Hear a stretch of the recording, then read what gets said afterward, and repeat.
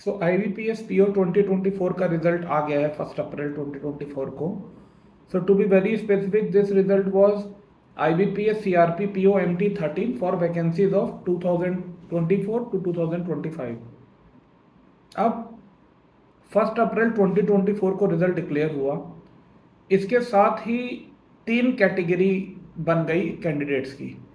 एक जो सेलेक्टेड है, my heartly congratulations to the people who are selected. Second category है रिजर्व लिस्ट कैंडिडेट की. अब रिजर्व लिस्ट कैंडिडेट इस बार थोड़ा सा चेंज है.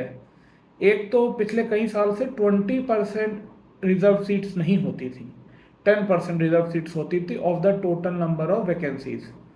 इस बार 20% of the total number of vacancies को रिजर्व लिस्ट में डिक्लेयर करा गया है. सो इनके फेयर चांसेस हैं सिलेक्शन के. क्या होता है, कैसे इस कैटेगरी से लोगों का सिलेक्शन होता है, ये सब डिस्कस करेंगे. पहले हम देख लेते हैं third category of the candidate, जो ना तो सेलेक्ट हुए हैं ना रिजर्व लिस्ट में हैं. And with a very deep heart I would like to say कि इनका सिलेक्शन का चांसेस नहीं है अब कुछ भी. Hello, this is Amandeep Singh. I am working as an officer in a public sector bank.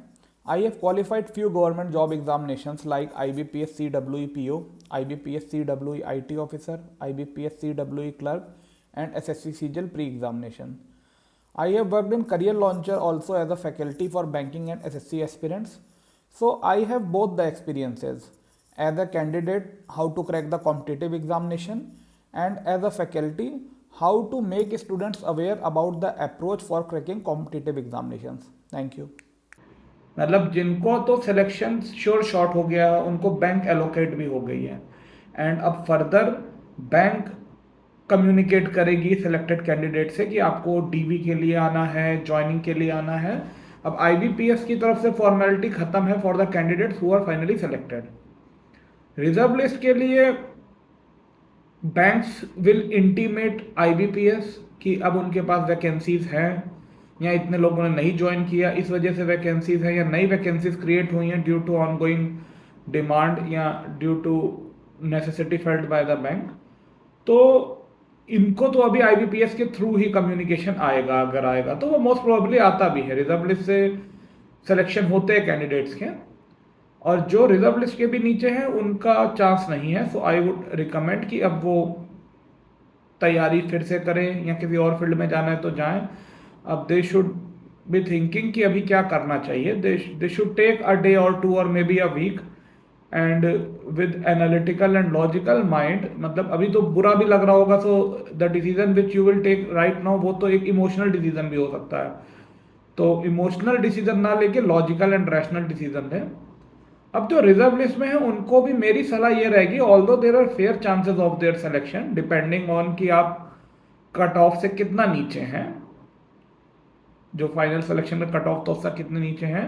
But still I would recommend कि आप तैयारी करते रहिए and it will be really good कि अगर आप मीनवाइल किसी और जगह सेलेक्ट हो जाएं, क्योंकि आपका प्रिपरेशन है ही है, आपका फ्लो चल ही रहा है तैयारी का.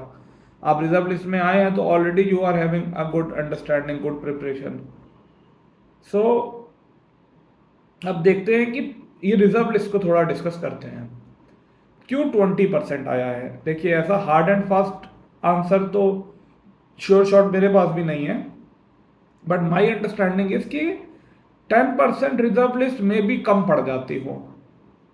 अब इसके इम्पैक्ट क्या होंगे? देखिए, last year 10% of the total vacancies reserve list में डाली गई थी, और लास्ट ईयर सरप्राइजिंगली 31 मार्च, लास्ट ईयर मतलब लास्ट ईयर का जो IBPS PO का रिजल्ट था, IBPS CRP PO MT 12 for vacancies of 2023-2024, मतलब जिसका रिजल्ट 1 अप्रैल 2023 को आया था, 1 साल 6 दिन पहले.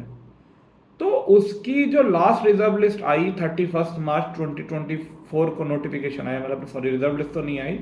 तो पिछले कई सालों से 31 मार्च ऑफ द फाइनेंशियल ईयर भी एक लिस्ट डिक्लेयर होती थी which was the last reserve list for the previous IBPS PO examination.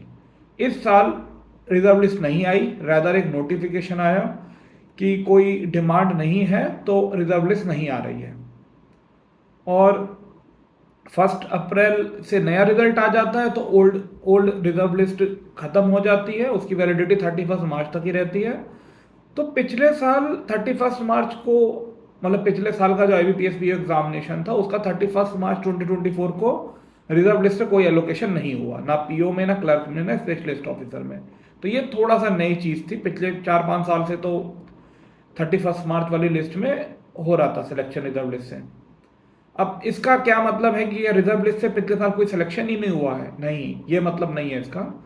Last year reserve list से सिलेक्शन हुए हैं, दो रिजर्व लिस्ट आई थी प्रोबेबली, मुझे लग रहा है, बट हाँ पूरे सिलेक्शन नहीं हुए। अब ये तो हो गया लास्ट ईयर का ट्रेंड।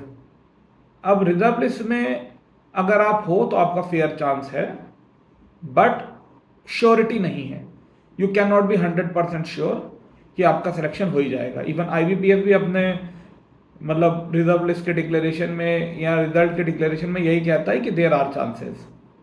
अब हम ये देखते हैं कि रिजर्व लिस्ट में सिलेक्शन होता कैसे है। देखिए 3 सिनेरियो ब्रॉडली आप समझ सकते हैं कि रिजर्व लिस्ट से क्यों कैंडिडेट को बुलाया जा सकता है। पहला, बैंक को एडिशनल रिक्वायरमेंट लगी कैंडिडेट्स की।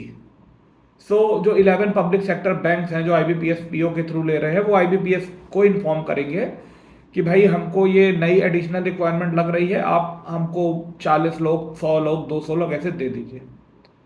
तो एडिशनल रिक्वायरमेंट जो अब तक बैंक ने इंटीमेट नहीं करी थी, मतलब अभी मान लीजिए, मुझे एग्जैक्ट फिगर नहीं याद है, 5200-5500 कुछ सीट थी, अब राउंड फिगर मान लीजिए अगर 5500 सीट्स इस बार के IBPS PO से हुआ,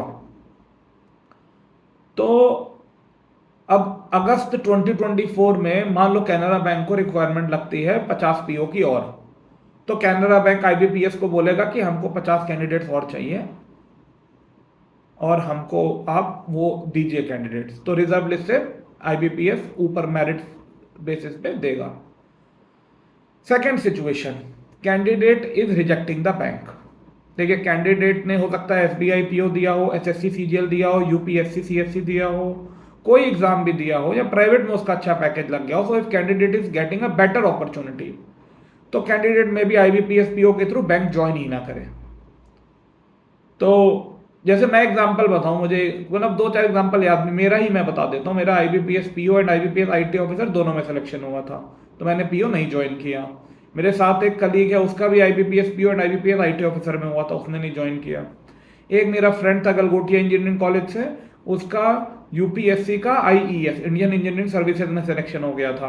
बैकअप के लिए उसने Coal India Limited and IBPS PO दोनों दिए थे, तो उसका IBPS PO और कोल इंडिया लिमिटेड दोनों में हो गया था, लेकिन वो इवेंचुअली ज्वाइन किया UPSC से, इंडियन इंजीनियरिंग सर्विसेज का, रेलवेज का।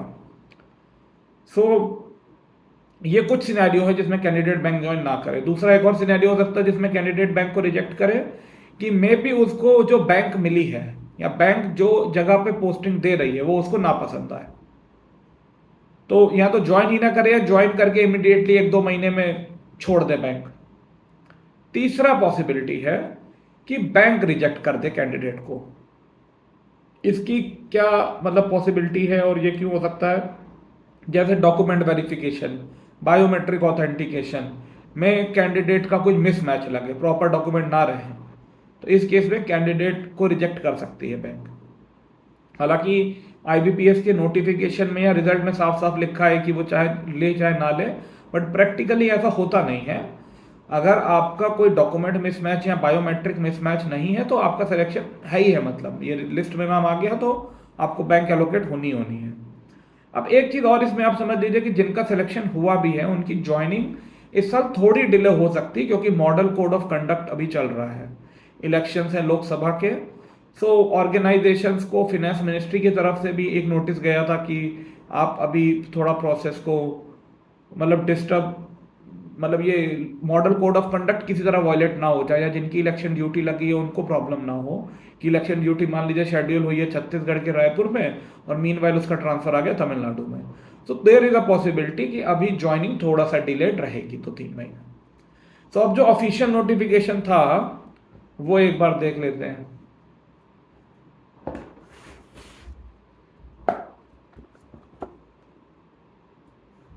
ऑफिशियल नोटिफिकेशन मतलब, सॉरी ऑफिशियल नोटिफिकेशन नहीं, मतलब ऑफिशियल रिजल्ट जो आया है और जो रिजर्व लिस्ट का इंटीमेशन आया है।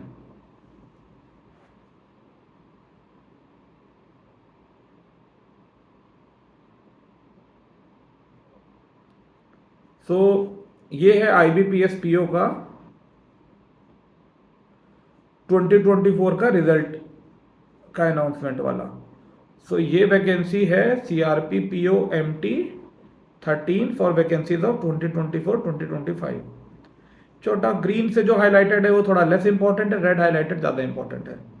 तो no change in the data already registered by the candidate in the online application form. मतलब जो आपने डेटा भर दिया, डेट ऑफ बर्थ आपकी 30 जून 1995 है, या आपका जेंडर ये है, आपका हाई स्कूल पासिंग का डेट ये है, वो अब चेंज नहीं कर सकते हैं data. A candidate belonging to reserve category selected on the basis, मतलब ये पॉइंट का ये मतलब है कि रिजर्व कैटेगरी कैंडिडेट अगर जनरल कैटेगरी के सारे क्राइटेरिया को फुलफिल करके सेलेक्ट हो रहा है तो वो सीट तो जनरल कैटेगरी में जाएगा, बट उसको रिजर्व कैटेगरी ही फर्दर कंसिडर करा जाएगा। इन द इवेंट ऑफ 2 और more candidates having obtained the same score, मतलब ये तो वही है कि अगर 2 या 2 से ज़्यादा कैंडिडेट के सेम स्कोर हैं तो किसको प्रायोरिटी दी जाएगी, किसकी मेरिट हाई कंसिडर करी जाएगी? जिसकी डेट ऑफ बर्थ कम है, मतलब जिसकी एज ज़्यादा है। जिसकी एज ज़्यादा है और सेम नंबर है अगर 2 कैंडिडेट्स के A एंड B के, और सेम मार्क्स हैं, तो जो उम्र में ज़्यादा है उसकी मेरिट हाई कंसिडर करी जाएगी। Reserve list 20% of the vacancies है। रिजर्व लिस्ट एक्सपायर्स ऑन 31 मार्च 2025।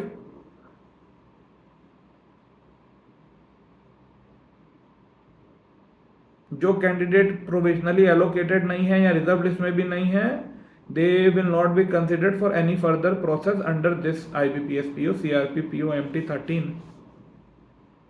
हाँ, टोटल इस बार सीट्स थी 5532। सेंट्रल बैंक ऑफ इंडिया में सबसे ज़्यादा सीट्स थी 1974। ये टोटल IBPS PO में सीट्स की बात कर रहा हूँ मैं। तो UCO bank and union bank में 0 सीट्स थी। कट ऑफ कितना गया है, मतलब बहुत सारी कैटेगरीज है, मैं जनरल की बात करता हूँ। अनरिजर्व का 41.13 गया है, और EWS में लाई करने के लिए अनरिजर्व का कट ऑफ है 40.38। तो जो देखो 41.13 से 40.38 के बीच में कैंडिडेट्स हैं वो रिजर्व लिस्ट में हैं, जनरल में, और उनके सिलेक्शन चांसेस ओके हैं। अब एक नोटिफिकेशन ये और देख लेते हैं, रिजर्व लिस्ट वाला।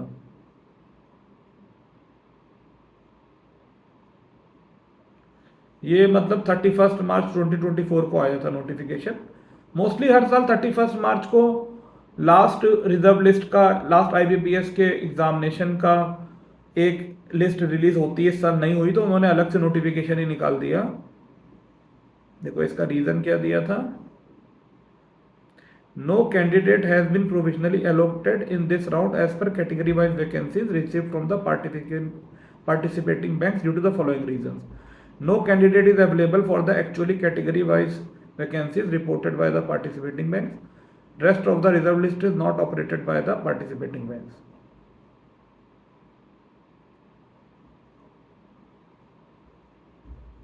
So ये है। और एक और इन्फॉर्मेशन देनी थी, मैंने लास्ट ईयर भी IBPS की रिजर्व लिस्ट के रिगार्डिंग एक वीडियो बनाया था, आप उसको देख सकते हैं। उसमें और डिटेल है कि कब रिजर्व लिस्ट इंट्रोड्यूस हुई IBPS के थ्रू, क्या सिलेक्शन चांसेस होते हैं, क्या प्रोसेस होता है। सो दैट वीडियो की लिंक मैं ये डिस्क्रिप्शन में और आई लिंक में डाल दूंगा, so you can watch that also for more understanding. तो यहाँ पे ऑल्दो मैंने बात करी है IBPS PO की, similarly IT officer and clerk में भी सिमिलरली इस बार फॉलो हुआ है। Thank you. If you have come till this time stamp, it's great. So if you like my videos and want me to make more such videos, show your gesture of support by hitting on like, share and subscribe.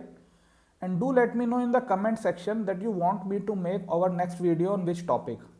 And please give feedback about the videos in the comment section so that I can create more meaningful and better videos. So इससे मुझे पता लगेगा कि मुझे अपने video content में क्या add करना है, क्या माइनस करना है, क्या इम्प्रूव करना है। Thank you.